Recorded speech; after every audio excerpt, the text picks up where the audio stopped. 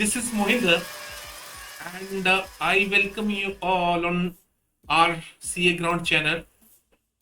This channel always bring you new topics and clear all your doubts. So आजकल हमारी जो series चल रही है वो एग्जम्प्टेड इनकम को लेके चल रही है कि कौन कौन सी एग्जम्प्टेड इनकम है जिनको हम लोग अपने ग्रॉस टोटल इनकम में ऐड नहीं करते हैं या उनको बिल्कुल इग्नोर कर देते हैं, क्योंकि क्वेश्चन जो एग्जामिनर होता है ना वो आपको किसी भी तरह से कंफ्यूज कर सकता है। आपको एक भाई पॉइंट दे दिया, भाई ये वाली इनकम है, तो आप उसको क्या करेंगे? ठीक है, तो ये सारी की सारी जब तक आप चीजों को क्लियर नहीं करेंगे, आप एग्जाम में चीजों को क्लियर नहीं कर पाएंगे। तो चलो हम बात करते हैं, हम टाइम वेस्ट नहीं करते हैं कि because your time is very precious to us. So let's move on. So आज हम डिस्कस करने वाले हैं कि एग्जम्प्टेड इनकम कौन कौन सी है, लेकिन एक ही वीडियो में सारी चीजों को कवर करना पॉसिबल नहीं है। सो दैट आज हम बात करेंगे रेम्यूनरेशन रिसीव्ड बाय इंडिविजुअल। जो भी रेम्यूनरेशन रिसीव होता है एक इंडिविजुअल को, ठीक है, who are not citizen of India, it mean जो फॉरनर है। अगर आप कोई पर्सन जो है किसी को जो है रेम्यूनरेशन दे रहे हैं, तो अगर वो सिटीजन ऑफ इंडिया नहीं है, दैट मीन वो फॉरनर है। ठीक है, who are not citizen of India, आपने ध्यान रखना है। हम लोग जितने भी एग्जम्प्टेड की इनकम की बात कर रहे हैं वो सेक्शन 10 के अंदर के आती हैं, और हम सेक्शन 10(6) के अंदर बात करते हैं कौन कौन से पॉइंट आते हैं। ठीक है, ठीक है, हमारे पास है individual SSC who are not citizen of India are entitled to certain exemption. यहां पे हम लोग क्या बात कर रहे हैं? एग्जम्पशन की बात कर रहे हैं। ठीक है, एग्जम्पशन। ठीक है, मैंने आपको एक दूसरे वीडियो में बता दिया था कि भाई एग्जम्पशन और डिडक्शन में क्या फर्क है। एग्जम्पशन पार्ट को आपकी ग्रॉस टोटल इनकम में ऐड नहीं किया जाता। In other side the deductions first it included in the income, और या तो वो उसी हेड में कम कर दी जाती है या फिर उसके ग्रॉस टोटल इनकम में से कम कर दिया। In the other side exempted exempted income does not include even in including the gross total income। ठीक है, आप इतना समझ लो अभी।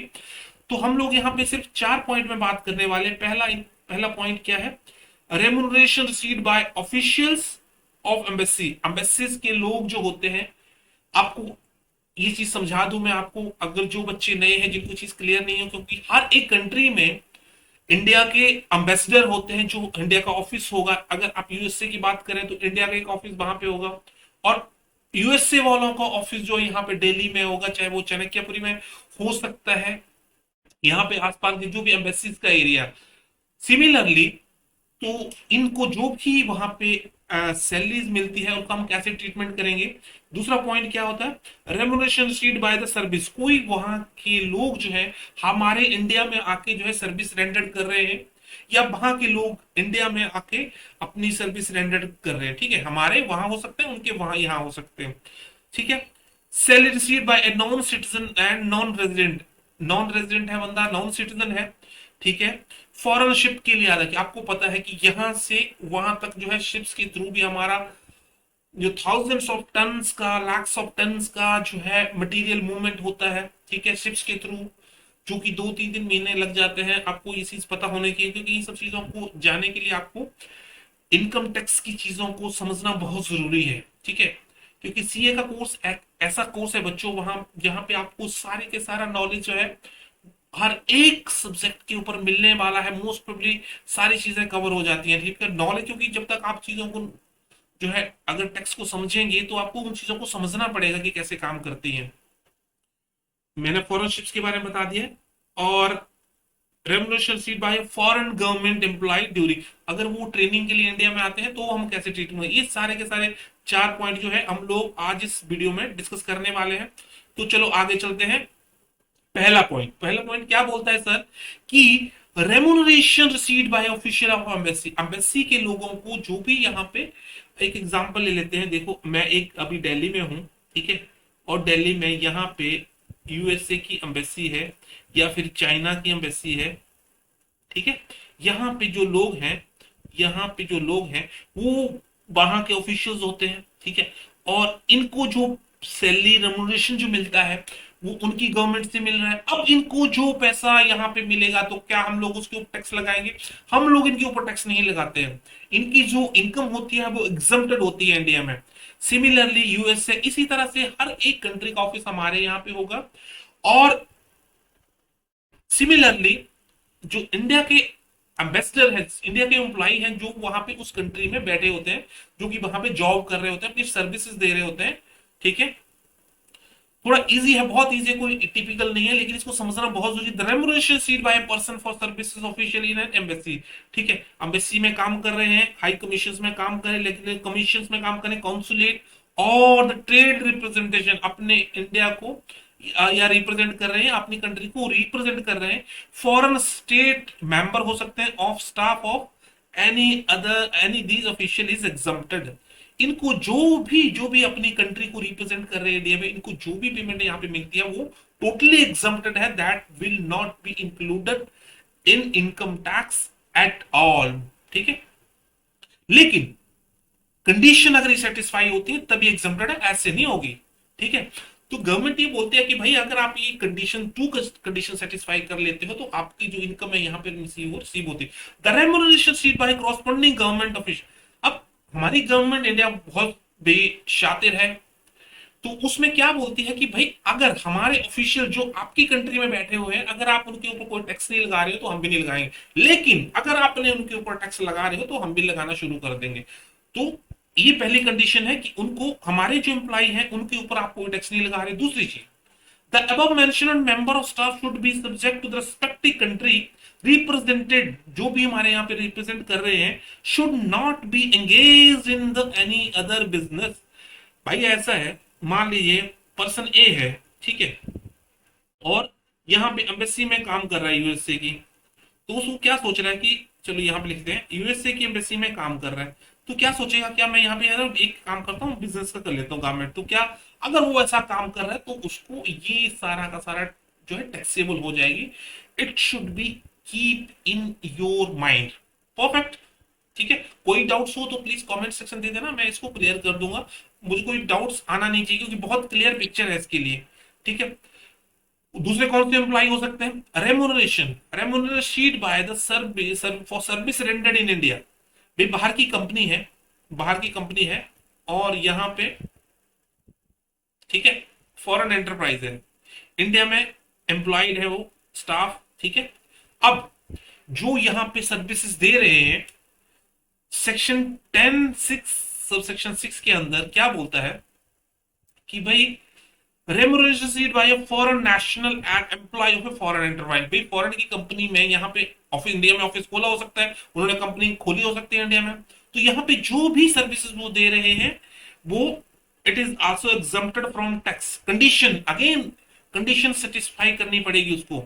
The foreign enterprise not engage in any other business. भाई उनको जो काम दिया गया, भाई ऐसा है, आपको सर्विस बोला है ना अपने कंपनी में, आप वही काम करो। अगर दूसरा बिजनेस स्टार्ट कर दोगे तो आपका जो इनकम यहां से हो रही है या रेम्युनरेशन जो मिल रहा है वो पूरा पूरा टैक्सेबल हो जाएगा। दूसरी condition, the employ stay in India does not, भाई ऐसा है, अगर यहाँ पे 90 डेज अगर उनका इंडिया में स्टे रहता है तो ठीक है, तो बोलेगा भैया मैं कोई टैक्स नहीं लूंगा। लेकिन इंडिया बोलते हैं कि भाई मैं कब तक सरवाइव करूंगा, आप पूरी फैसिलिटी यहाँ की यूज कर रहे हो, चाहे वो गवर्नमेंट की हो सकती है, पार्क हो सकते हैं, हॉस्पिटल हो सकते हैं, रोड हो सकते हैं, तो गवर्नमेंट ये बोलती है नहीं, I will not allow you to more than 90 days if you are using this more than 90 days, you are staying in India as 90 days, तो आपको ये एग्जाम्प्ट नहीं होगा। यू विल हैव टू पे tax on this, definitely tax देना ही पड़ेगा यार, मतलब फ्री में थोड़ी होता है, इंडिया में कुछ नहीं होता फ्री में, ठीक है। ये 90 डेज वाला क्लियर हो गया आपको कि अगर 90 डेज के अंदर ये लोग जो है इंडिया में रहते हैं, प्रीवियस ईयर अगर में रहता है, तो कोई इसको रेमुनरेशन पे कोई एग्जम्पशन नहीं, सॉरी कोई टैक्स नहीं देना पड़ेगा अगर 90 डेज तक है एग्जम्प्टेड है। पॉइंट क्लियर है? सेकंड ईयर थर्ड पॉइंट पे बात करते हैं भाई साहब, क्या बोलता है? The remuneration is not liable to be deducted. अगर उसका जो रेमुनरेशन है वो एक्ट के अंदर या अपने इनकम टैक्स के अंदर चार्जेबल नहीं है, तो कोई भी चार्ज नहीं होगा, लेकिन अगर वो चार्जेबल रहता है तो उसको टैक्स देना पड़ेगा।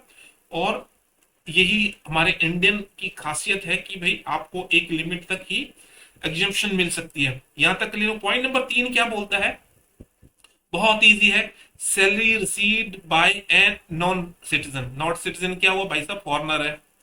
क्लियरली बात है, क्लियर लिखा है। नॉन सिटीजन क्या है, फॉरनर है। नॉन रेजिडेंट है। नॉन रेजिडेंट का मतलब क्या, भाई इंडिया में ज्यादा दिन रह नहीं रहा है। क्यों, service rendered in connection with the employment. भाई साहब उसकी वो शिप लेके आता है इंडिया में, ठीक है। इंडिया में शिप लेके आ रहा है, आपको पता है शिप में 2-3 महीने लग जाते हैं। तो जब वो यहाँ पे आ रहा है तो उसका जो एम्प्लॉयमेंट के पर्पज से आ रहा है, तो उसको जो भी इनकम अगर उसको होती है तो उसको कोई भी टैक्सेबल नहीं होगी, इंडिया में एग्जम्प्टेड हो जाएगी। पॉइंट नंबर, ये रेमुनरेशन जो भी उसको मिल रहा है, क्लियर है। अब इसको थोड़ा सा समझ लेते हैं। सैलरी इनकम रिसीव्ड बाय और ड्यू, कोई भी उसको सैलरी अगर ड्यू हो रही है, रिसीव हो रही है India, who is a non resident for services. Resident, non resident है, rendered in connection with the his employment on a foreign ship. Foreign ship है भैया, आपको पता है जैसे फॉरेन एयरलाइंस आती हैं यहाँ पे, ठीक है।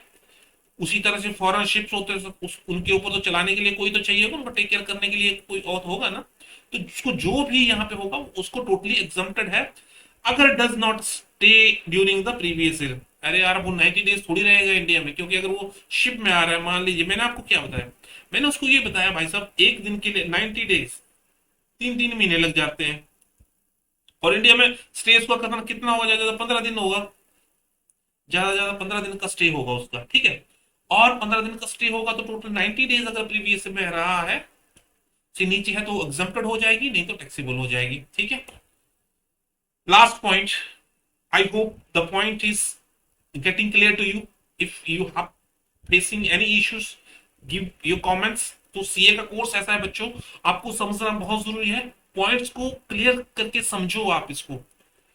जिन भी जो बच्चों के लिए स्टडी हो रहा है वो बाकी सारे लोगों के लिए भी एप्लीकेबल है, क्योंकि उनको अगर चीज को समझ आते हैं तो कोई डाउट नहीं है। अब वो क्या बोलता है, remuneration seed by a foreign government. Foreign government है, फॉरेन गवर्नमेंट के एम्प्लॉय हैं and their stayed in India for specified training. अब सुनिए क्या बोलना चाह रहा है ये ऑफिस है, यहाँ पे फॉरेन के एम्प्लॉयज हैं, उनका कंपनी है, और यहाँ पे ट्रेनिंग के लिए आते हैं वो। उनको जो भी यहाँ पे रेमुनरेशन मिलता है वो सारा का सारा एग्जम्प्टेड हो जाता है सेक्शन 10(6) और सब सेक्शन 11 के थ्रू, ठीक है। क्या कहता है, any remuneration seed by employ of foreign government for their respective government during their stay in India. भाई मैंने आपको यूएसए का एग्जांपल लेते हैं, यूएसए के पर्सन है, ठीक है। यहाँ पे employ of a foreign government, USA government के एम्प्लॉय हैं और एग्जम्प्टेड फ्रॉम टैक्स होते हैं अगर इंडिया में। मैंने आपको बताया इंडिया में अगर आते हैं ट्रेनिंग के पर्पज से, अगर आते हैं यहाँ सिर्फ ट्रेनिंग के बात, ये 4 पॉइंट आपने अलग अलग ध्यान रख लेने हैं। तो जब भी एक क्वेश्चन में कोई चीज आ जाती है तो आपने इसको मान लेना कि एग्जम्प्टेड है। लेकिन क्या है, undertaking their training in establishment और ऑफिस इन अंडरटेकिंग ओन, या तो वो गवर्नमेंट का हो, ठीक है, या फिर any company wholly owned only, मतलब हमारी इंडिया के साथ में, या उसका होली मतलब कंप्लीट ओन, कंप्लीट मतलब इंडिया गवर्नमेंट के साथ है कनेक्शन है, या फिर पार्टली है सेंट्रल गवर्नमेंट के साथ है, स्टेट गवर्नमेंट के साथ में है, या फिर subsidiary of A government company है, ठीक है।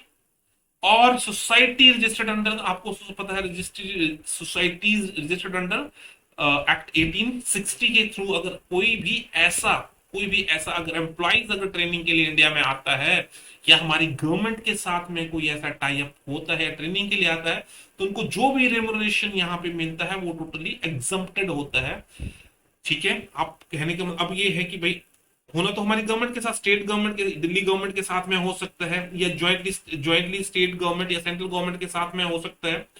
तो इस सारे केस में जब भी यहाँ पे वो ट्रेनिंग के लिए आते हैं, उनको जो भी रेमुनरेशन यहाँ पे मिलता है, तो कोई भी आप उनसे टैक्स नहीं काटोगे, बिकॉज कोई भी उनसे टैक्स नहीं लोगे, because under the under the exemption rules, examination rules of this 10-6-11 के थ्रू ये बोलता है कि कोई भी गवर्नमेंट आप उसके ऊपर टैक्स, क्योंकि इनकम टैक्स डिपार्टमेंट सीबीडीटी उनके ऊपर टैक्स नहीं लगा सकता, क्योंकि ये हमारे जो चीजें कॉन्स्टिट्यूशन में लिखी हुई हैं, जैसे एग्रीकल्चर इनकम को लिखा कॉन्स्टिट्यूशन में लिखा है, agriculture income is totally exempted. तो इस तरह से और भी बहुत सारी चीजें हैं, लेकिन हम सारी वीडियो को इस एक ही वीडियो में कवर नहीं कर सकते।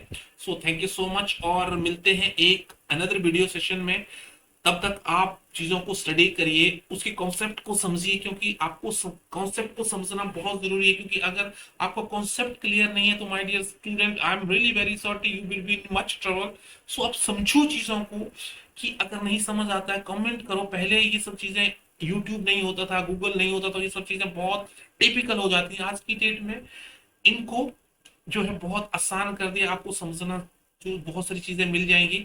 तो चलो मिलते हैं एक अनदर वीडियो सेशन में। टिल दैट आप स्टडी करिए और चीजों को समझते रहिए, और thank you so much, and let's have a good meeting in next session. Till that take care, bye bye.